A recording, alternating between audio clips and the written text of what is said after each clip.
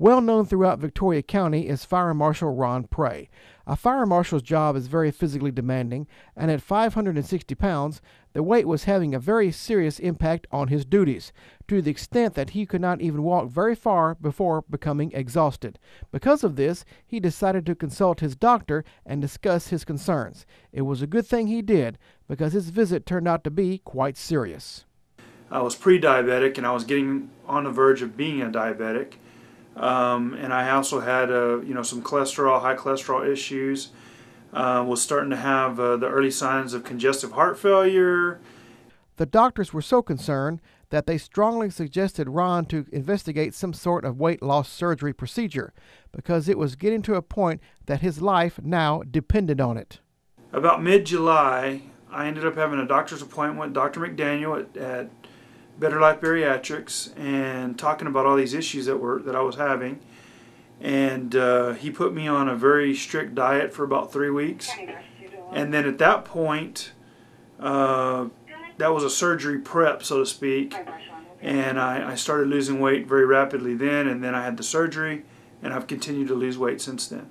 Ron had a weight loss surgery back in August through Better Life Bariatrics at Citizens Hospital in Victoria. And in that short amount of time, the weight loss has been quite dramatic.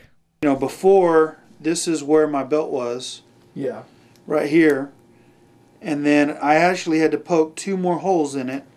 And I've gone from there to there. That's how much I've lost in my belt and waist size. I've gone down about, at this point, about 6 inches in pant size. The surgery procedure Ron had is known as the gastric sleeve surgery.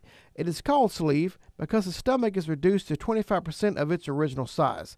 The open ends are connected back together, often with surgical staples, and the stomach is reduced to a shape similar to a banana or a sleeve.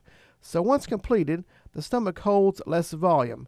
And in addition, the stomach produces less hormones that stimulate hunger, which work together to both reduce appetite and increase the feeling of being full. I just can only eat in very small portions. I mean, whereas I would go out and eat let's say a 12-ounce steak at Roadhouse, I can only eat about 4 ounces of a steak now. Not only was Ron facing the stress of the surgery itself, add to that the possible risks involved and the overall lifestyle change he was going to have to begin adopting, it all was overwhelming. So he turned to his family, friends, and the congregation at his church, Our Lady of Sorrows Catholic Church in Victoria.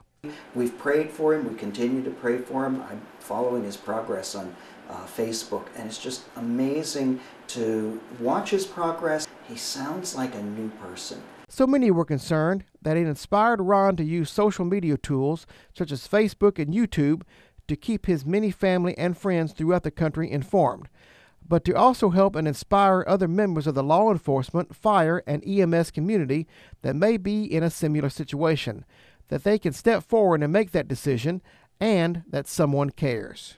I decided to put those out there because, hopefully I can encourage some people to make that decision. Another concern Ron faced is how his weight was affecting his relationship with his son, Ethan. Before the surgery, Ethan wanted his father to coach his football team and to share in his love of sports. But up to now, Ron could only stay on the sidelines and watch.